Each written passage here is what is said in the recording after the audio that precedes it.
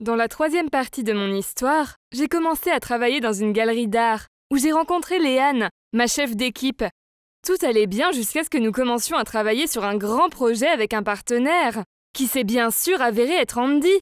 Léane m'a demandé de la mettre en relation avec Andy, ce que j'ai essayé de faire, mais cela a échoué. Et Léane a commencé à me maltraiter. Ensuite, nous avons eu une fête d'équipe, où mon collègue Daniel m'a offert un verre, ce qui est la dernière chose dont je me souvienne avant de perdre connaissance. Je ne sais pas combien de temps j'ai été évanouie, mais quand j'ai repris conscience, je me suis rendu compte que j'étais dans une chambre. Je pouvais à peine bouger mon corps, et tout était flou. J'ai essayé de me lever, mais je me sentais épuisée. J'ai dû m'accrocher au meuble pour arriver à la porte.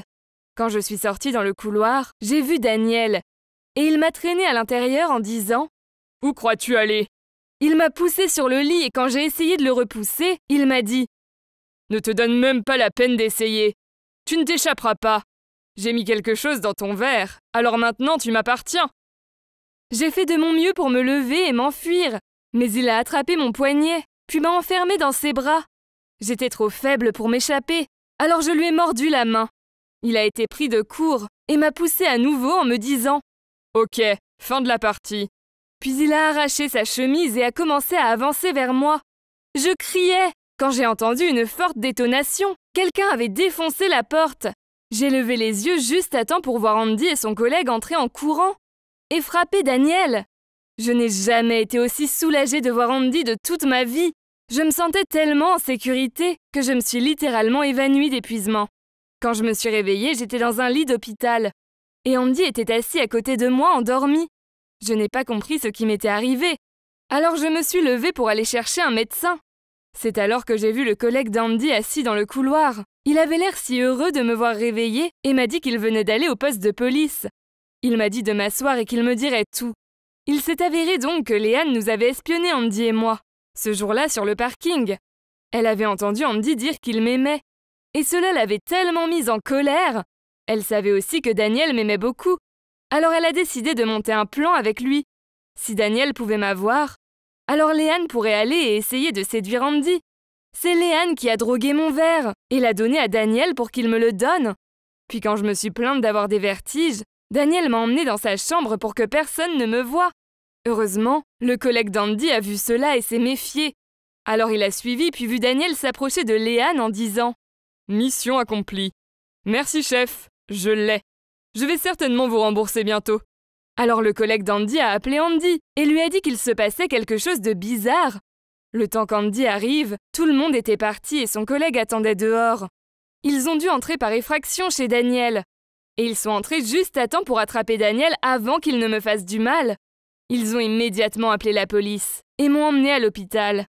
C'est encore plus choquant. Léane et Daniel ont tous les deux été arrêtés pour m'avoir droguée. Et bien sûr, ils purgent maintenant leur peine.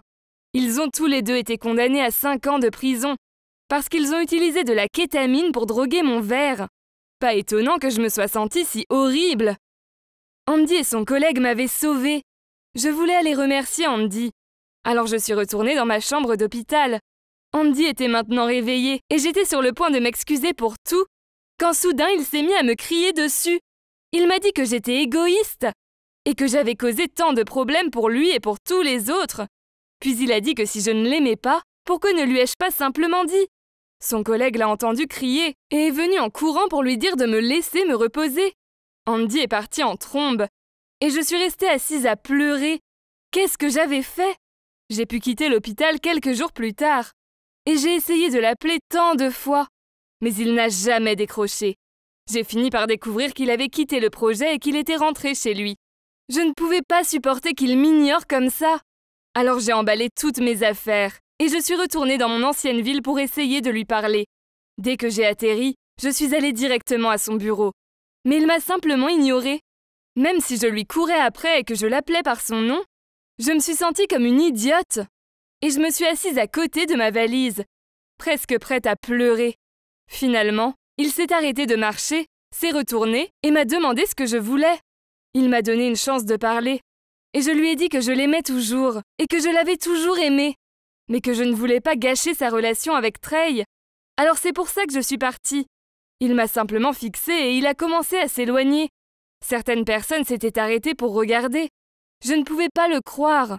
Mais il s'est retourné et m'a dit « Allez, lève-toi du trottoir, suis-moi !» Je n'avais aucune idée de l'endroit où il allait, mais je l'ai suivi. Il a commencé à marcher vers le parc et s'est finalement arrêté près du banc où nous avions l'habitude de déjeuner ensemble. Il m'a dit que je lui avais fait tellement mal et il ne savait pas s'il pouvait me faire confiance à nouveau. Je ne pouvais pas le supporter. J'ai attrapé sa main et j'ai dit « S'il te plaît, Andy, je t'aime depuis que nous sommes enfants. Tu es la seule personne avec qui j'ai toujours voulu être. » J'ai attendu qu'il me réponde, mais il m'a juste regardé.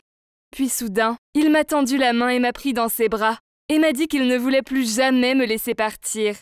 Puis il s'est mis à rire et a dit « Eh bien, si vous n'aviez pas coupé le contact avec tout le monde, y compris votre meilleure amie Beth, vous auriez su qu'elle et Trey sont ensemble maintenant.